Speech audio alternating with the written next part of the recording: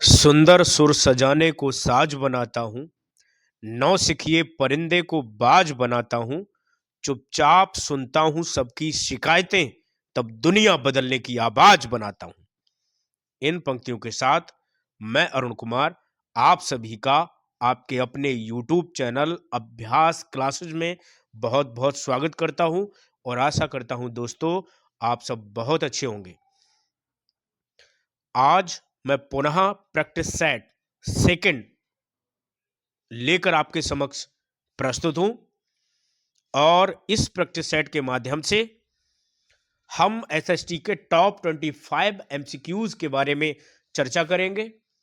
वो लोग जो UP TET, C TET, super TET 2024 के लिए तैयारी कर रहे हैं, यदि आप पहली बार हमारे इस चैनल पर आए हैं तो आप लोग इस चैनल को सब्सक्राइब कर लीजिएगा ताकि इस तरीके की अन्य महत्वपूर्ण वीडियोस भी अन्य सब्जेक्टों की आपको समय समय पर प्राप्त होती रहे। तो चलिए दोस्तों, हम अपने इस प्रैक्टिस सेट की शुरुआत करते हैं, इस वीडियो की शुरुआत करते हैं और इस वीडियो को अंत तक जरूर देखिएगा। तो चलो चलते हैं प्रश्न नंबर 1 की ओर। भिलाई कारखाना स्थित है। ऑप्शन नंबर ए झारखंड में, ऑप्शन नंबर बी छत्तीसगढ़ में, ऑप्शन नंबर सी मध्य प्रदेश में, ऑप्शन नंबर डी ओडिशा में। यानी कि भिलाई कारखाना कहाँ स्थित है। अगर आप इस प्रश्न का उत्तर जानते हैं तो हमें कमेंट बॉक्स में लिख भेजिएगा। यदि नहीं जानते हैं तो इस प्रश्न का सही उत्तर है दोस्तों ऑप्शन नंबर बी छत्तीसगढ़ में। अगर हम भिलाई कारखाने की बात करें तो इस इस्पात संयंत्र को सन 1955 में रूस के सहयोग से भारत में छत्तीसगढ़ के दुर्ग जिले में, किस जिले में, दुर्ग जिले में स्थापित किया गया था और यहां से उत्पादन का प्रारंभ जो है सन 1959 में हुआ और यहां के लिए जो लौह अयस्क है वो जो है डल्ली राजहरा खानों से प्राप्त होता है, कोयला कोरबा और करगाली खानों से प्राप्त होता है। तो ये बेहद महत्वपूर्ण प्रश्न, इससे जुड़ी हुई अन्य बातें भी मैंने आपको बताई। प्रश्न नंबर 2 की ओर चलते हैं। निम्नलिखित में से अवसादी शैल का उदाहरण है। ऑप्शन नंबर ए संगमरमर, option number B slate, option number C shale, option number D granite. तो दोस्तों इस प्रश्न का सही उत्तर है ऑप्शन नंबर सी शैल। अगर हम अवसादी शैल के उदाहरण की बात करें तो सबसे पहले हम आपको यह बता दें कि पृथ्वी तल पर जब आग्नेय और रूपांतरित चट्टानें अपरदन के फलस्वरूप टूट जाती हैं, उनके निक्षेपण से जिन चट्टानों का निर्माण होता है उन्हीं को अवसादी चट्टान कहा जाता है। अवसादी चट्टान को परतदार चट्टान के नाम से भी जाना जाता है, परतदार चट्टान, और इनमें जीवाश्म भी मिलते हैं।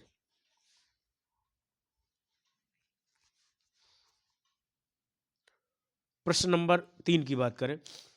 पुच्छल तारे की पूंछ की दिशा सदैव होती है। ऑप्शन नंबर ए सूर्य से दूर, ऑप्शन नंबर बी सूर्य की ओर, ऑप्शन नंबर सी उत्तर पूर्व की ओर, ऑप्शन नंबर डी दक्षिण की ओर। तो इस प्रश्न का सही उत्तर है ऑप्शन नंबर ए सूर्य से दूर। देखो ये पुच्छल तारा जो होता है ये आकस्मिक धूल, बर्फ और हिमानी गैसों से निर्मित पिंड है जो सूर्य के समीप पहुंचते ही एकदम उसकी ऊष्मा की वजह से, सूर्य की ऊष्मा की वजह से जल उठता है और इसकी पूंछ जो है वो सूर्य से जो है दूर हो जाती है ऊष्मा के कारण, और ये जो है सूर्य के चारों ओर लंबी असमकेंद्रित कक्षा में घूमते रहते हैं। एक चीज और है दोस्तों, पुच्छल तारे का जो शीर्ष होता है उसे कोमा कहते हैं। क्या कहते हैं? कोमा। प्रश्न नंबर 4 की बात करते हैं। निम्नलिखित में से कौन भ्रांश से संबंधित है? भ्रांश यानी कि भ्रंश। इससे संबंधित कौन है? ऑप्शन नंबर ए नातिलंब घाटी, ऑप्शन नंबर बी समप नती, ऑप्शन नंबर सी हॉगवैक, ऑप्शन नंबर डी ग्राबेन। तो दोस्तों इस प्रश्न का सही उत्तर है ऑप्शन नंबर डी ग्राबेन। एक चीज और मैं बता दूं कि आखिर भ्रंश घाटी का निर्माण कैसे होता है। होता क्या है कि होता यह है जब मतलब चट्टाने जो हैं अपने स्तंभ से आधार स्तंभ से नीचे की ओर धंस जाती हैं और तनाव जनित बल के कारण दो भूखंडों का विपरीत दिशा में खिसकाव होता है, तब जो है भ्रंश का निर्माण होता है और जर्मन भाषा में इसको ग्रावेन कहा जाता है। ये ध्यान रखने वाली बात है। प्रश्न नंबर 5 दोस्तों, ये 4 पड़ गया है, यहाँ पे प्रश्न नंबर 5 है। निम्नलिखित में से कौन उष्णकटिबंधीय मरुस्थल नहीं है? Option number A Arabia, option number B Atacama, option number C Gobi, option number D Kalahari. तो दोस्तों इस प्रश्न का सही उत्तर है ऑप्शन नंबर सी गोबी, क्योंकि गोबी जो है एक शीत मरुस्थल है। बाकी अरबिया अटाकामा कालाहारी ये उष्णकटिबंधीय मरुस्थल है और ये गोबी मरुस्थल जो है चीन और मंगोलिया दोनों में स्थित है। चीन की राजधानी बीजिंग है और मंगोलिया की उलान बटोर। ये भी आप ध्यान रखेंगे। यहाँ का तापमान 0 से नीचे -40 डिग्री सेंटीग्रेड तक पहुंच जाता है। प्रश्न नंबर 6, भारतीय संविधान का कौन सा भाग मौलिक अधिकार से संबंधित है? ऑप्शन नंबर ए भाग 2, ऑप्शन नंबर बी भाग 1, ऑप्शन नंबर सी भाग 3, ऑप्शन नंबर डी भाग 4। तो दोस्तों इस प्रश्न का सही उत्तर है ऑप्शन नंबर सी भाग 3।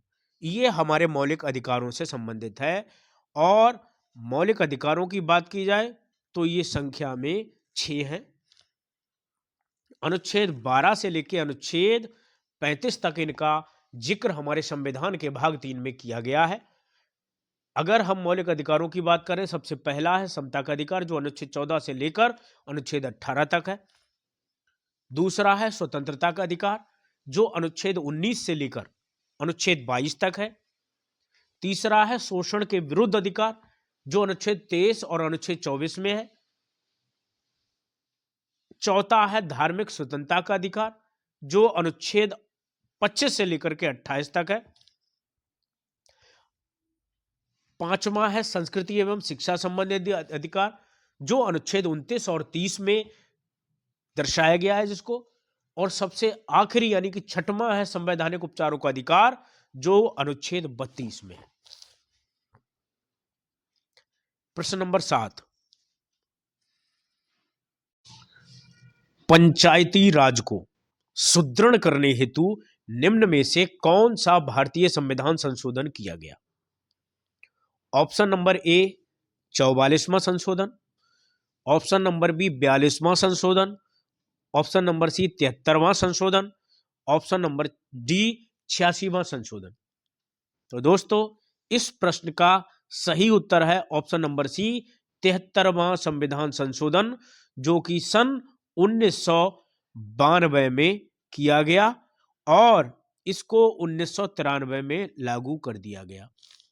ये पंचायती राज व्यवस्था की बात की जाए, पंचायती राज व्यवस्था की हमारे भारतवर्ष में कब शुरू, किस राज्य में सर्वप्रथम शुरुआत की गई, तो वो राज्य है राजस्थान, जहां 2 अक्टूबर 1959 को तत्कालीन प्रधानमंत्री पंडित जवाहरलाल नेहरू द्वारा राजस्थान राज्य के नागौर जिले में इसका शुभारंभ किया गया। प्रश्न नंबर 8 की बात करते हैं। अंतरराष्ट्रीय न्यायालय का मुख्यालय स्थित है? Option number A London, option number B New York, option number C Hague, option number D Paris. तो दोस्तों इस प्रश्न का सही उत्तर है ऑप्शन नंबर सी हेग जो कि नीदरलैंड में स्थित है। और इस अंतरराष्ट्रीय न्यायालय की बात की जाए तो यह न्यायालय सन 1945 में स्थापित किया गया था और जिसने 1946 से अपने कार्य का शुभारंभ किया, कार्यभार ग्रहण किया।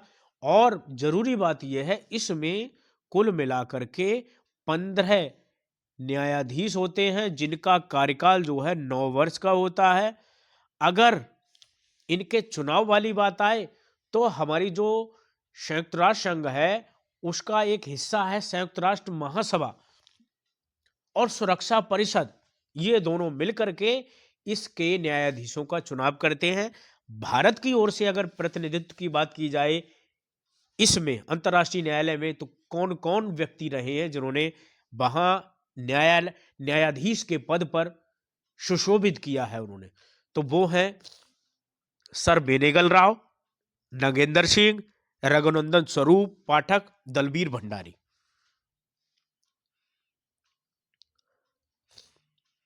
अगले प्रश्न की बात करते हैं, प्रश्न नंबर 9। जनसंख्या नियंत्रण व परिवार नियोजन विषय भारतीय संविधान, इसको ठीक कर लेंगे दोस्तों, यहां पे संविधान है के अंतर्गत किस सूची में शामिल है? ऑप्शन नंबर ए संघ सूची, ऑप्शन नंबर बी राज्य सूची, ऑप्शन नंबर सी समवर्ती सूची, ऑप्शन नंबर डी अपशिष्ट विषय। तो इसका सही उत्तर है दोस्तों ऑप्शन नंबर सी, समवर्ती सूची में शामिल है। जनसंख्या नियंत्रण और परिवार नियोजन।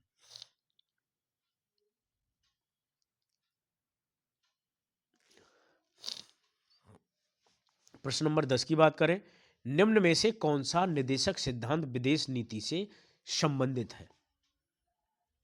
ऑप्शन नंबर ए अनुच्छेद 49, ऑप्शन नंबर बी अनुच्छेद 48, ऑप्शन नंबर सी अनुच्छेद 50, ऑप्शन नंबर डी अनुच्छेद 51।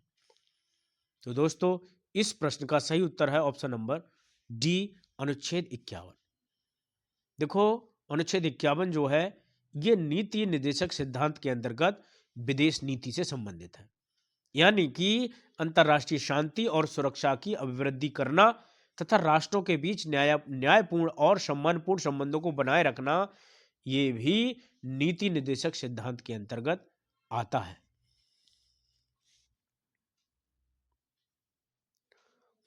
प्रश्न नंबर 11, तापक्रम विलोमता का अर्थ है, क्या अर्थ है तापक्रम विलोमता का? ऑप्शन नंबर ए बढ़ती ऊंचाई के साथ बढ़ता तापक्रम, ऑप्शन नंबर बी बढ़ती ऊंचाई के साथ घटता तापक्रम, ऑप्शन नंबर सी बढ़ती ऊंचाई के साथ स्थिर तापक्रम, ऑप्शन नंबर डी बढ़ती ऊंचाई के साथ अस्थिर तापक्रम। दोस्तों सही उत्तर है ऑप्शन नंबर ए, बढ़ती ऊंचाई के साथ बढ़ता तापक्रम।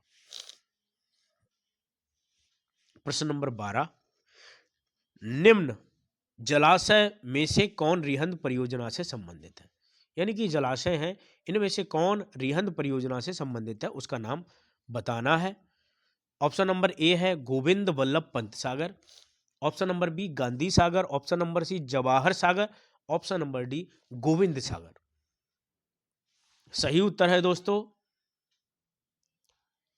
Option number A Govind Vallabh Pant सागर।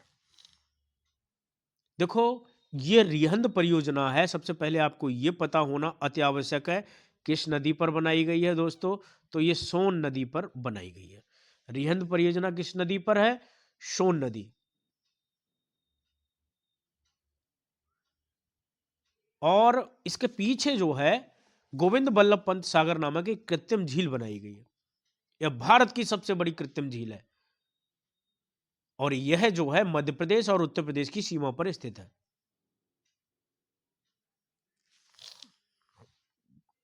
प्रश्न नंबर 13, शिवकीला प्रसिद्ध पर्वतीय दर्रा है। ऑप्शन नंबर ए उत्तराखंड का, ऑप्शन नंबर बी जम्मू और कश्मीर का, ऑप्शन नंबर सी सिक्किम का, option number D Himachal Pradesh का। तो दोस्तों सही उत्तर है option number D Himachal Pradesh का। और ये दर्रा जो है दोस्तों शिमला जो कि हिमाचल प्रदेश की राजधानी है, शिमला को सीधा जोड़ देता है तिब्बत से। किससे जोड़ता है? शिमला को तिब्बत से जोड़ता है।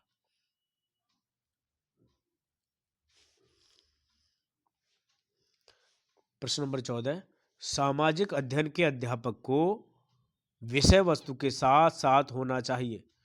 ऑप्शन नंबर ए शिक्षण विधि, ऑप्शन नंबर ए शिक्षण विधियों का, मतलब ज्ञान होना चाहिए। यहाँ पे दोस्तों एक मिसप्रिंट हुआ है, उसको ठीक कर लेंगे। क्वेश्चन ये हो जाएगा, सामाजिक अध्ययन के अध्यापक को विषय वस्तु के साथ ज्ञान होना चाहिए। ऑप्शन नंबर ए शिक्षण विधियों का, ऑप्शन नंबर बी शिक्षा के उद्देश्यों का, ऑप्शन नंबर सी शिक्षण तकनीक का, ऑप्शन नंबर डी इनमें से कोई नहीं। तो दोस्तों जाहिर सी बात है इनमें से कोई नहीं, क्योंकि इसका सही उत्तर क्या है, इसमें सभी का ज्ञान होना चाहिए। उसे शिक्षण विधियों का भी ज्ञान होना चाहिए, शिक्षा के उद्देश्यों का भी, शिक्षण तकनीकी का, इन सारी चीजों का उसको ज्ञान होना अति आवश्यक है। अतः प्रश्न होना चाहिए उपयुक्त सभी। प्रश्न नंबर 15 की बात करते हैं। भूगोल शिक्षण हेतु सर्वाधिक उपयोगी सहायक सामग्री है। ऑप्शन नंबर ए मानचित्र, option number B calendar, option number C flash card, option number D barometer. तो दोस्तों जाहिर सी बात है भूगोल का जब अध्ययन करेंगे तो सर्वाधिक महत्वपूर्ण सहायक सामग्री जो है मानचित्र होगा।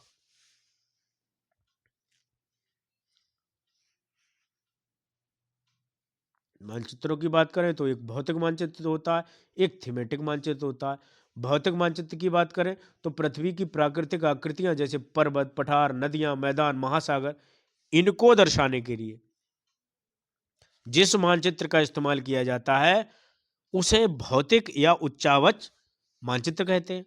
और थीमेटिक मानचित्र क्या होता है, कुछ विशेष जानकारियां प्रदान करना, जैसे सड़क का मानचित्र, वर्षा मानचित्र, वन, उद्योग, इनको दर्शाने के लिए जिस मानचित्र का उपयोग किया जाता है उसे थीमेटिक मानचित्र कहते हैं। तो दो तरीके के मानचित्र हो गए, भौतिक और थीमेटिक। प्रश्न नंबर 16 अष्टाध्यायी, कहीं कहीं इस पे जो है दोस्तों यहाँ पे बड़ी की मात्रा होती है। अष्टाध्यायी, अष्टाध्यायी के लेखक थे कौन? Option number A Panini, option number B Vedvyas, option number C Sukhdev, option number D Valmiki. सही उत्तर है दोस्तों ऑप्शन नंबर ए पाणिनि।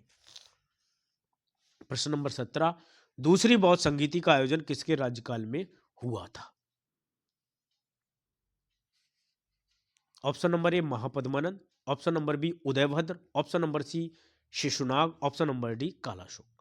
दोस्तों सही उत्तर है ऑप्शन नंबर डी कालाशोक। दोस्तों अगर हम बौद्ध संगीतियों की बात करें तो कुल मिलाकर 4 बौद्ध संगीतियां हुई थी, जिसमें पहली का आयोजन जो है 483 ईसा पूर्व किया गया था अजातशत्रु के समय पे, दूसरी 383 में किया गया था कालाशोक के समय पे, तीसरा जो है 251 ईसा पूर्व किया गया था अशोक के समय, और चौथा जो है ये 1 ईस्वी में जो है कनिष्क के समय पे किया गया था। कुल 4 संगीतियां हुई थी। प्रश्न नंबर 18 अकबर ने इबादत खाना का निर्माण करवाया था। ऑप्शन नंबर ए फतेहपुर सीकरी में, ऑप्शन नंबर बी आगरा में, ऑप्शन नंबर सी दिल्ली में, ऑप्शन नंबर डी सिकंदरा में। दोस्तों सही उत्तर है ऑप्शन नंबर ए फतेहपुर सीकरी में। कब करवाया था? तो 1575 ईस्वी।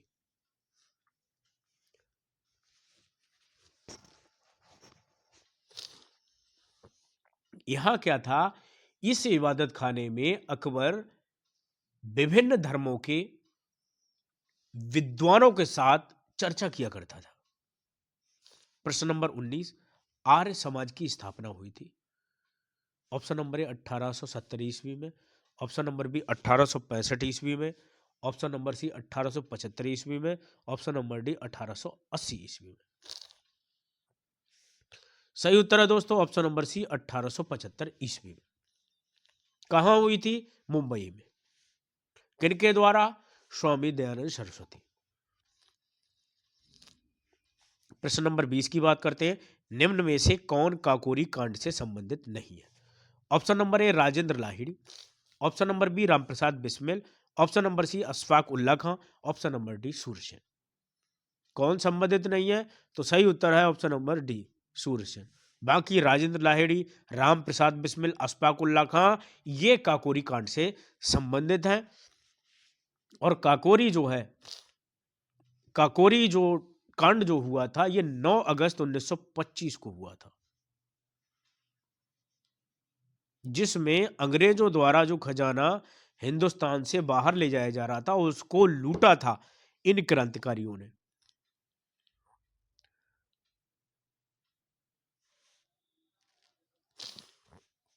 प्रश्न नंबर 21, निम्नांकित में से कौन सी शिक्षण सहायक सामग्री महाद्वीपों के अनुपातिक क्षेत्र एवं आकार को दर्शाने में सर्वाधिक उपयुक्त है?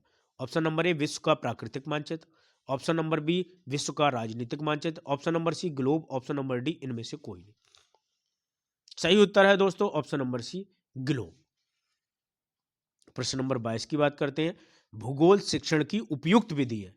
ऑप्शन नंबर ए, वार्तालाप विधि। ऑप्शन नंबर बी, भ्रमण विधि। ऑप्शन नंबर सी, कहानी विधि। ऑप्शन नंबर डी, इनमें से कोई नहीं। इस प्रश्न का उत्तर आप भली भांति जानते होंगे, जानते हैं तो हमें कमेंट बॉक्स में लिख दीजिएगा। सही उत्तर है दोस्तों ऑप्शन नंबर बी, भ्रमण विधि। किसी पर्वत को जानना हो, नदी को जानना हो, किसी झरने के बारे में जानकारी प्राप्त करनी हो, किसी समुद्र के बारे में जानकारी प्राप्त करनी हो, तो सबसे महत्वपूर्ण जो विधि है भूगोल के संदर्भ में, वो भ्रमण विधि है। घूमने जाइए। कहते हैं ना, सैर कर दुनिया की गाफिल, जिंदगानी फिर कहां, जिंदगानी कर रही तो नौजवानी फिर कहां। ये राहुल सांकृत्यायन की लाइनें हैं।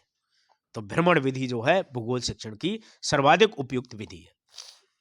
प्रश्न नंबर 23, मानचित्र को समझने की सर्वव्यापी भाषा को समझाया जा सकता है। ऑप्शन नंबर ए, रूढ़ चिन्हों से। ऑप्शन नंबर बी, रेखा चित्रों से। ऑप्शन नंबर सी, वर्णमाला के अक्षरों द्वारा। ऑप्शन नंबर डी, थीमेटिक मानचित्रों द्वारा। सही उत्तर है दोस्तों ऑप्शन नंबर ए, रूढ़ चिन्हों से। देखो, रूढ़ चिन्ह क्या होते हैं? ये अलग अलग भौतिक और सांस्कृतिक संरचनाओं को प्रदर्शित करने के लिए निर्मित किए जाते हैं। यह चिन्ह किसी विशिष्ट संरचना या विशिष्ट संकेत आदि को प्रदर्शित करने के लिए बनाए जाते हैं, इसीलिए इनको रूढ़ कहा जाता है। मतलब जैसे सड़क के किनारे लगे साइन बोर्ड पर यातायात के अलग अलग चिन्ह, नक्शे आदि पर नदी, तालाब, पेड़, सड़क आदि को प्रदर्शित करने के लिए बनाए जाने वाले चिन्ह जो होते हैं, यही तो रूढ़ चिन्ह होते हैं। प्रश्न नंबर 24, यू आकार की घाटी का निर्माण होता है। ऑप्शन नंबर ए, नदी द्वारा। ऑप्शन नंबर बी, हिमनद द्वारा। ऑप्शन नंबर सी, पवन द्वारा। ऑप्शन नंबर डी, सागरीय तरंगों द्वारा। सही उत्तर है दोस्तों ऑप्शन नंबर बी, हिमनद द्वारा।